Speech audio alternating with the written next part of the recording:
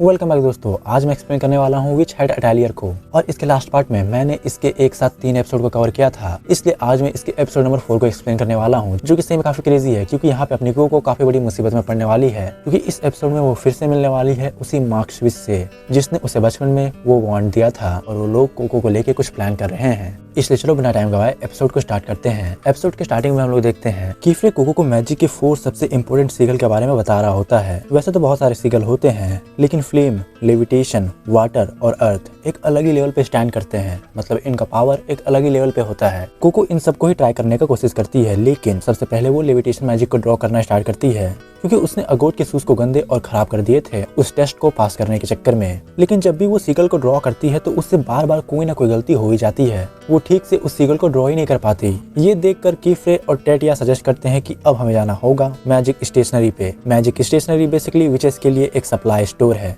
जहाँ पे मैजिक के सारे टूल्स मिलते हैं, इसलिए ही वो लोग वहाँ जाने का डिसाइड करते हैं क्योंकि वहाँ पे कोको को एक बेटर वॉन्ड मिल सकता है, और कोको भी काफी एक्साइटेड होती है। उसके बाद अटैलियर से सब लोग निकल जाते हैं कैलैन के लिए, जो कि एक विच सिटी है और अटैलियर के सबसे पास भी है। वहाँ पहुँचते ही कोको इतने सारे विचेस और मैजिक सप्लाई को देखकर काफी खुश हो जाती है और उछलने लगती है, लेकिन तभी अगोट उनके ग्रुप से अलग हो जाती है और वह कहती है कि मैं कोको की कोई बेबी सिटर नहीं हूँ, और खुद अलग स्टोर्स को एक्सप्लोर करने चले जाती है। और ये इसका हमेशा की आदत है, वो हमेशा ही अलग रहना पसंद करती है। ऐसा क्यों है ये तो हमें बाद में पता चलेगा कभी, फिलहाल भी आगे बढ़ते हैं। बाकी सब लोग एक मैजिक शॉप पे जाते हैं जिसका नाम है द स्टेरी स्वॉर्ड। वहाँ पहुँचते ही कोको की मुलाकात उस शॉप के ओनर नोलनाओ से होती है। उस शॉप के बीच में एक सिल्वर वुड ट्री उगा हुआ होता है। कोको को वो काफी चार्मिंग लगता है, लेकिन बाद में पता चलता है कि वो काफी इंपॉर्टेंट है। उसी ट्री की मदद से मैजिक इंक निकाला जाता है, जो कि विचेस के लिए काफी एसेंशियल होता है। पर ऐसा क्यों? क्योंकि इसी इंक की मदद से विचेस अपने मैजिक को परफॉर्म कर पाते हैं। नोलनाओ उसका थोड़ा सा लिक्विड कोको को एक फ्लैक्स में भर के देता है, लेकिन जब कोको अपने वांड को चूज कर रही होती है तभी वो विंडो के बाहर एक मार्क विच को देखती है, और ये वही विच है जिसने कोको को बचपन में वार्न दिया था। इसलिए कोको बिना कुछ सोचे समझे तुरंत उसके पीछे भागने लगती है, और बाकी सारी लड़कियां भी उसके पीछे भागने लगती है कि भाई उसे अकेले कैसे छोड़ दे।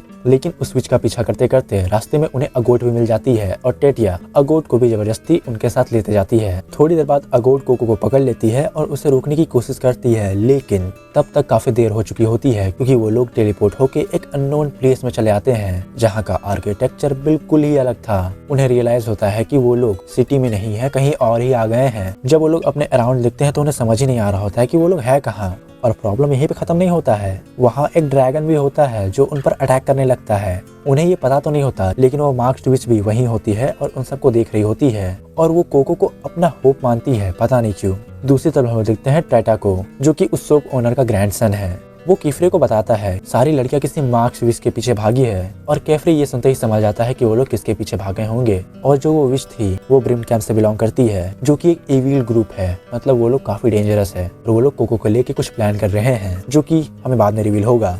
सीन शिफ्ट होता है वापस लड़कियों के पास। अगोट सबको बोलती है धीरे धीरे पीछे हटने के लिए, और जैसे ही वो मूव करती है वो चिल्ला के कहती है भागो, लेकिन ड्रैगन भी उनके पीछे आने लगता है। तभी अगोट एक फायर स्पेल से ड्रैगन को थोड़ी देर के लिए रोक देती है, लेकिन जल्दी ही वो लोग भागते भागते एक डेड एंड पे आ जाते हैं और ड्रैगन उनके पीछे ही होता है, जिससे वो लोग काफी डर जाते हैं। और टेटिया तो काफी पैनिक करने लगती है और कोको पर ब्लेम डालने जैसा फील करने लगती है, पर बाकी सब उसे काम करने की कोशिश करते हैं कि शांत रहो, कुछ नहीं होगा, हम कुछ ना कुछ कर लेंगे।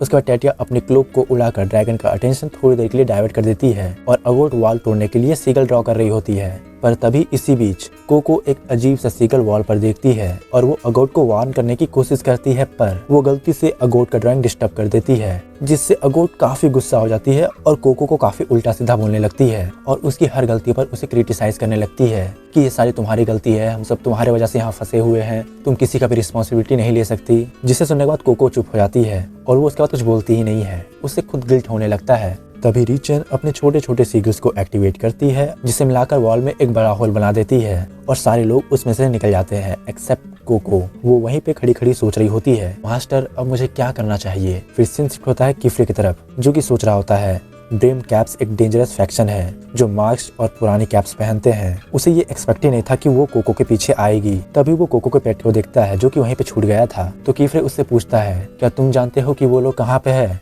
तो वो बस बड़ी सिग्नल देकर बताता है कि हाँ। फिर वो लोग उसी तरह भागने लगते हैं जिधर वो चारों फंसे हुए हैं, और कीफ्रे भागते भागते ही मन में सोच रहा होता है कि वो लोग बस सेफ रहे, उन लोगों के साथ कुछ ना हो। और इसी के साथ ये एपिसोड एंड हो जाता है। अगले एपिसोड में हम देखेंगे कि आखिर उन लड़कियों के साथ क्या होता है, क्या वो लोग ड्रैगन को डिफीट कर पाते हैं या फिर उन्हीं के साथ कुछ गलत होने वाला है, और क्या कीफ्रेड टाइम पे पहुंच पाता है या नहीं। ये सब हम देखेंगे अगले एपिसोड में। अगर आपको ये वीडियो पसंद आया हो तो वीडियो को लाइक करना, शेयर करना और अपने मेहनत भाई के चैनल को सब्सक्राइब कर देना।